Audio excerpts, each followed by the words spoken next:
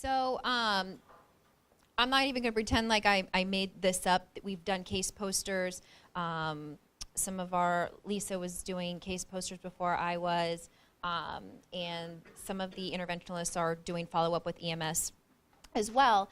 But what we saw was a huge disconnect between what was taking place in the lab to the rest of the team, EMS, ED, neurology, CT, and so forth. So the interventionalists were having incredible outcomes, and these patients were having great outcomes walking home, but no one across the path was finding out how that patient was doing, not even in-house. So we talked about doing some different follow-up techniques in the hospital, and some of it is just after a case, the interventionalist walking down and telling the ED doc and the neurologist and the ER nurse how the patient did. Some docs are picking up the phone and calling EMS themselves and getting in touch with the chief and telling them. Something that we help with are our case posters.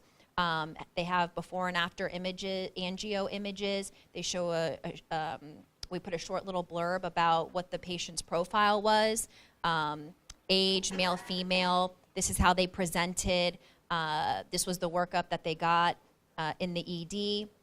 And then this was their outcome in the lab. And we delivered those posters back to EMS. And as we continue to work with EMS and educate them on how to identify strokes in the field, specifically large vessel occlusions that are going to the lab, these case posters are a great opportunity to show them and to address what Dr. Meadow was saying.